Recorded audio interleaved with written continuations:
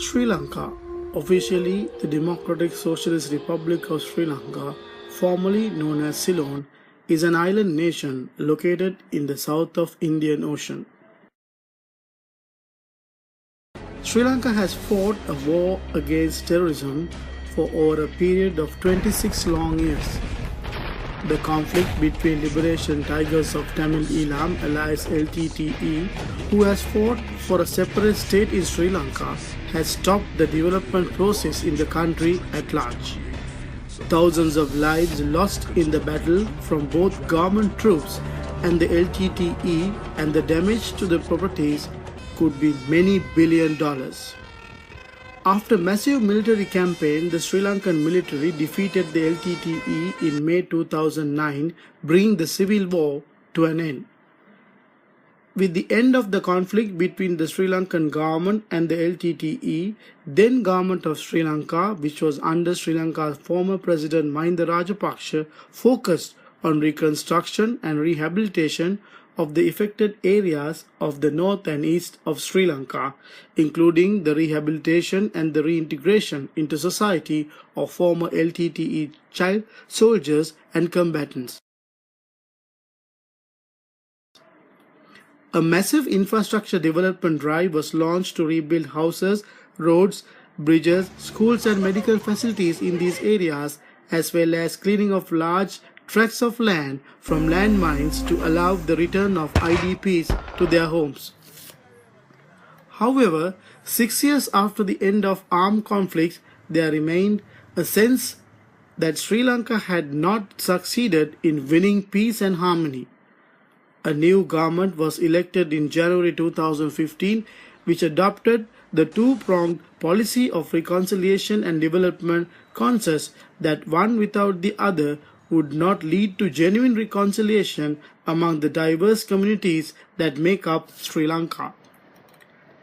The new government committed itself to holistic and ambitious post-conflict reconciliation approach. This was clearly manifested in 2015 September when Sri Lanka co-sponsored with the United States and several other countries a resolution in the Human Rights Council for implementing several measures domestically, including to evolve mechanism for truth-seeking, justice, reparation, and guarantees of non-recurrence. Support by the international community to the people of Sri Lanka. The Sri Lankan diaspora spread out all over the world, but it is concentrated in several key regions. Canada, United Kingdom, Western Europe, Middle East and Australia are some of the major destinations attracting Sri Lankan migrants. Inflow to Australia, United Kingdom and USA has increased beginning of the last 3 decades. The majority of the Sri Lankans living in these countries are Tamils. Since the outbreak of war in 1983, the Tamil diaspora has been a key component in the economy of the Sri Lanka, as they also contributed to Sri Lanka's remittance inflows, particularly in the areas of north and east of the country, where there are large concentration of the Tamil population. According to the latest published statistics in the Migrant Profile 2015 issued by the Ministry of Foreign Employment Promotion and Welfare of Sri Lanka, diaspora is estimated at 1.5 million as of 2015.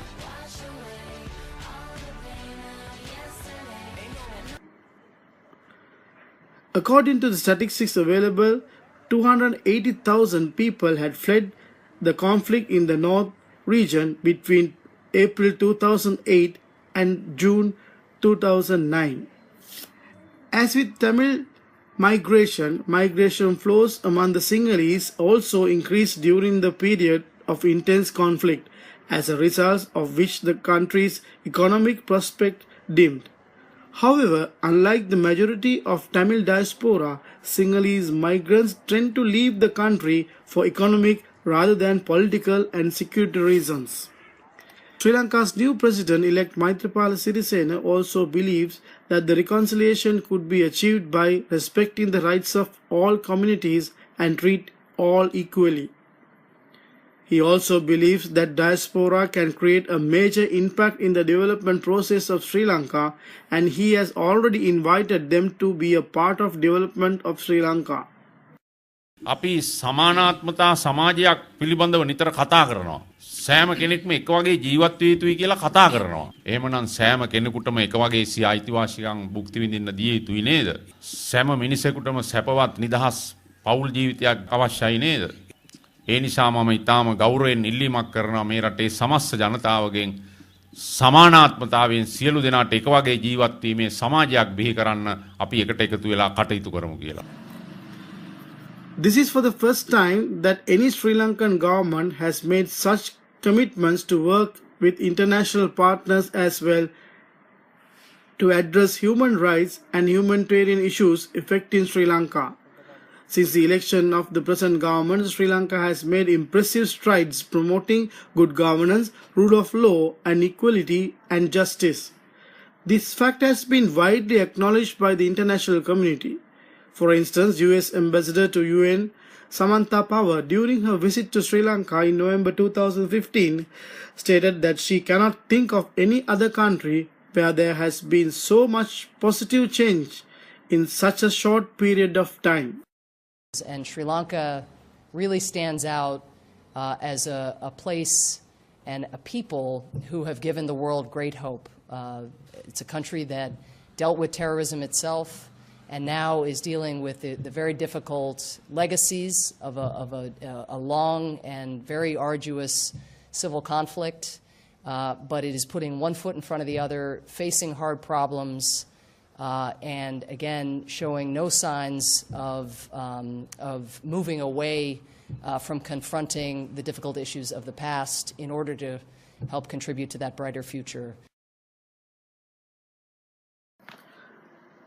One of the major achievements of the government was the adaptation of the 19th Amendment to the Constitution of Sri Lanka in April 2015, which reinvigorated democracy through a redistribution of executive power, reintroduction of term limits of the presidency, and the reintroduction of independent bodies for appointment and oversight of key institutions including the judiciary, police, public service, and etc. More recently, in April 2016, the Parliament met for the first time as a constitutional assembly, initiating the process of drafting a new constitution with a view of consolidating democracy and promoting reconciliation. This monumental transformation in Sri Lanka has in turn paved the way for more strengthened relationship with the Sri Lanka's friends and partners in the international community, in particularly with the United Nations and the United States. Sri Lanka's journey has had more than its fair share of darkness and division and of the devastation of war.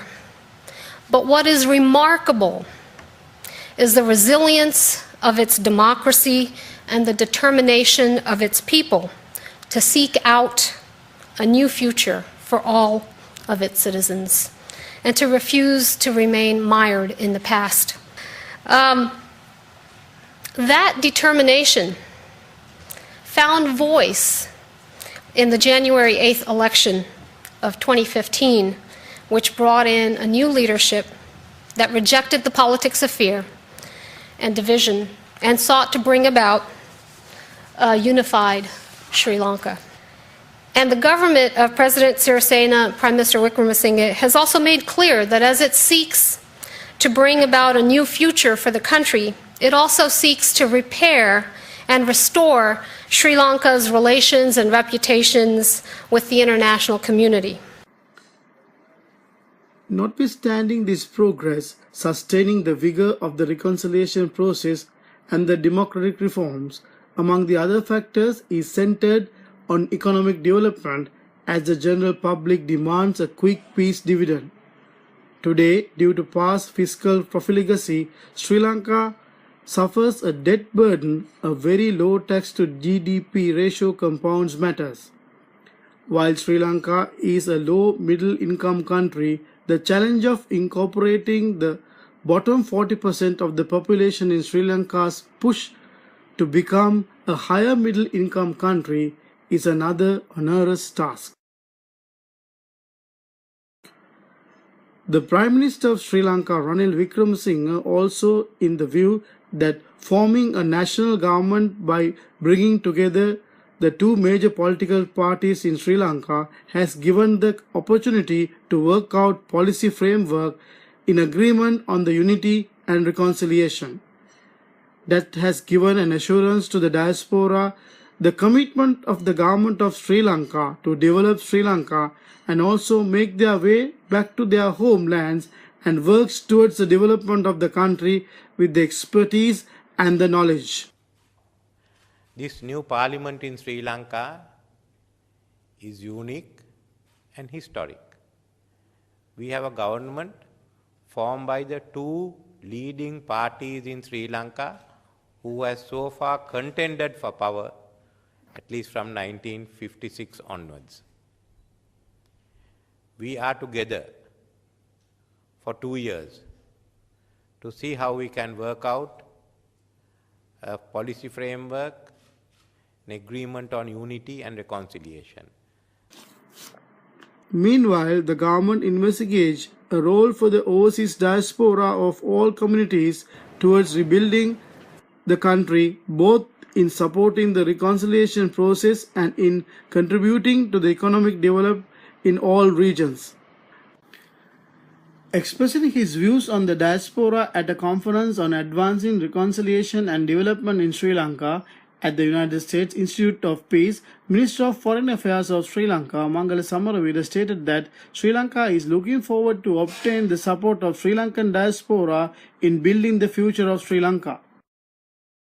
In fact, it is one of our main thrusts. It has been one of the main thrusts in the last 12 months to engage the diaspora.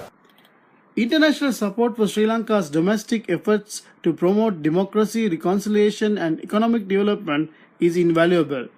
Young professionals of Sri Lankan heritage as well as the wider diaspora can make a substantial contribution to reconciliation and the economic development efforts back in Sri Lanka. They have an unique opportunity to use their acquired skills and knowledge to positively influence the work of their brothers and sisters in Sri Lanka. They are in a position to educate their expansive networks about the realities in Sri Lanka in an objective manner, not only of its natural beauty, but the achievements in the physical quality of life and of course the challenges, and as how communities abroad can assist Sri Lanka to meet such challenges. They are in a unique position to dispel some myths and misrepresentations that are prevalent with regard to Sri Lanka. The long-drawn conflict in Sri Lanka saw the departure of many Sri Lankans in search of greener pastures. Sri Lanka lost many of the skilled and educated people. The armed conflict and the political surroundings, it polarized the debate on solutions to outstanding political issues in the country. Often there was little room for input by moderate voices in Sri Lanka and abroad. The path taken by the governments to reinvigorate Sri Lanka's domestic roots and the commitment for promoting reconciliation has empowered moderate voices and their leverage has increased. There is now a real possibility of generating a national consensus on political solutions to all outstanding issues, such as the nature of the state, devolution of power, and reforms in the electoral representation. The change for the government and the people of Sri Lanka remains the extreme elements both within and outside Sri Lanka, whose interests and objectives are at variance with the general views of Sri Lankans. With the government's commitment to advancing democracy and promoting reconciliation, exciting new economic opportunities are opening up for international businesses and investors with special incentives for Sri Lankan expatriates. Many in the overseas Sri Lankan diaspora are crucial shareholders in the reconciliation process. Many in Sri Lankan diaspora are very well educated, diligent and successful, highly qualified professionals, senior officials, legislators and managers. And most of them have strong sense of identity with Sri Lanka. In this context, all diaspora groups have the potential of becoming partners in Sri Lanka's social and economic development for the benefit of both their home countries and mother country, Sri Lanka.